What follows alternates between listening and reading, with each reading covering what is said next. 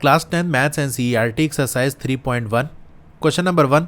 Aftab tales his daughter, Aftab अपनी daughter से कहता है 7 years अगो, 7 साल पहले, I was 7 times as old as you were then.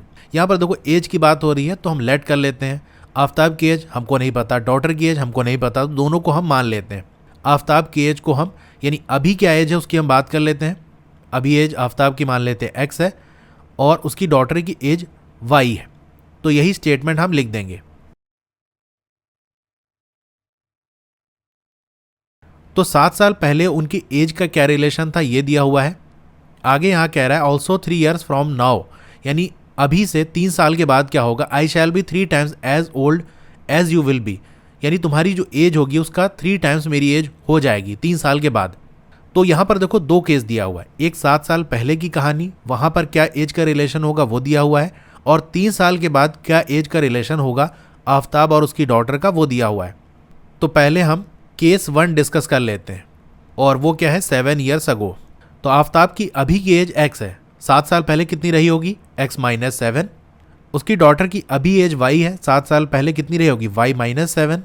अब इसका रिलेशन हमको दिया हुआ है I was 7 times as old as you were then, यानी आफ्ताब की एज हमारी x - 7 है, इक्वल का साइन लगाएंगे। डॉटर की एज y - 7 है, तो कह रहा कि तुम्हारी जो एज है उसका 7 times, यानी 7 से मल्टीप्लाई कर दें तुम्हारी एज को तो मेरी एज आ जाएगी 7 साल पहले वाली। तो हम यही कर देते हैं, 7 से मल्टीप्लाई कर देंगे।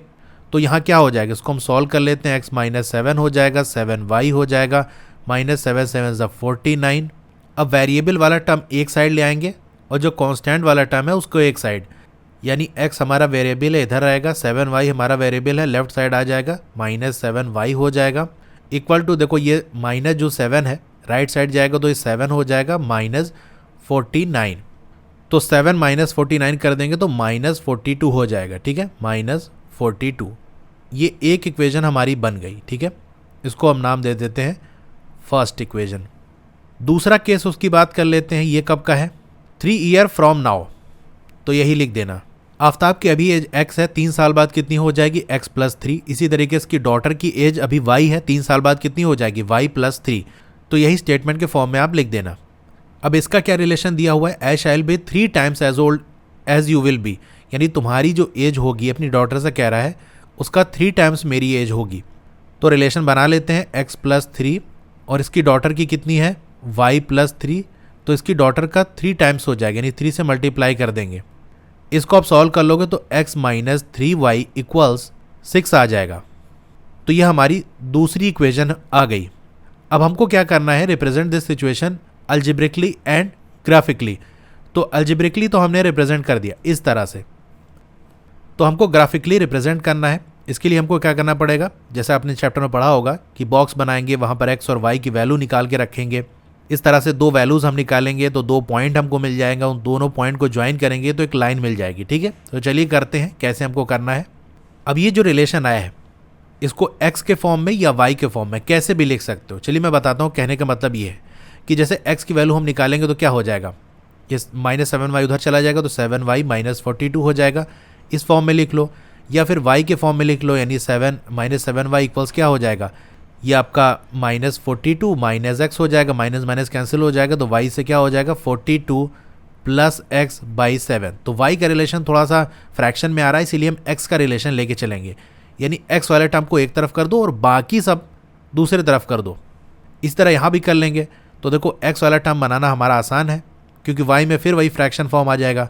तो यहाँ से x की वैल्यू हम निकालेंगे तो क्या हो जाएगा 6 + 3y।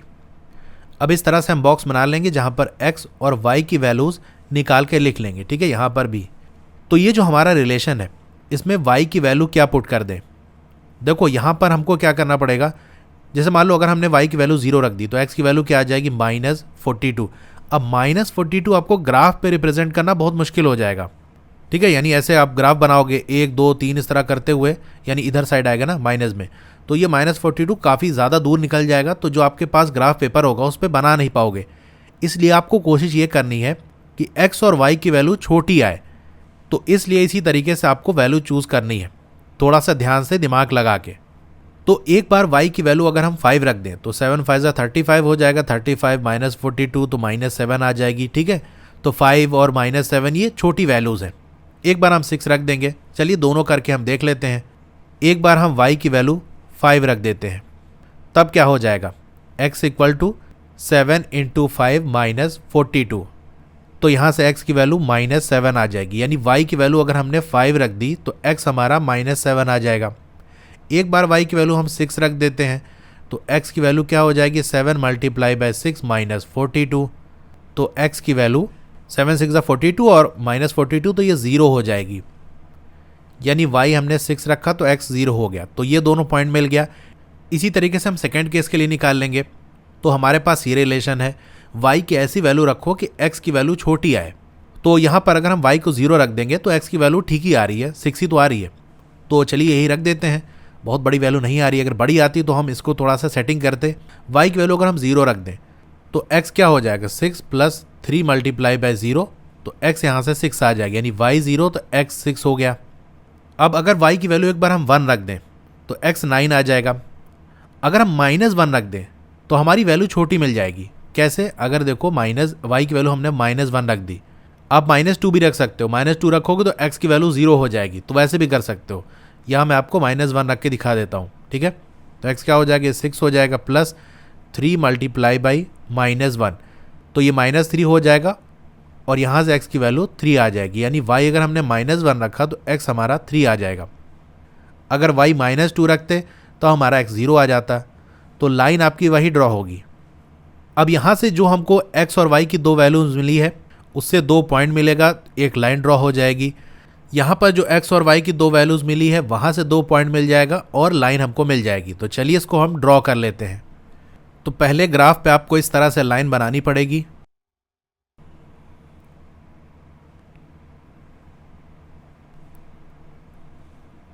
अब यहाँ पर आप मार्किंग कर दोगे, जैसे आपका ये आप 1 हो गया, ये 2 हो गया। ठीक है, इसी तरीके से माइनस साइड में आप कर दोगे। ठीक है, ये आपका बीच में 0 हो गया, माइनस 1 माइनस 8। ठीक है, तो ये आपकी x एक्सिस होती है और ये जो आपकी होगी वो y एक्सिस, 1 2 3 4 5।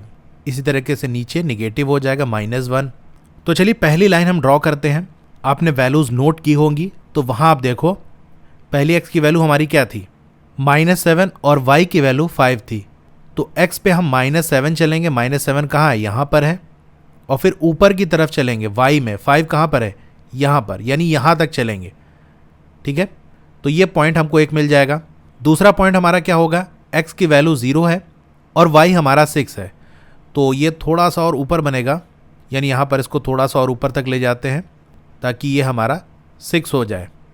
तो x 0 है, यानी x एक्सिस में बिल्कुल नहीं चलेगा, y में ही सीधे ऊपर जाएगा और 6 वाले पॉइंट में चला जाएगा। ठीक है, अब इन दोनों पॉइंट को आपको ज्वाइन कर देना है।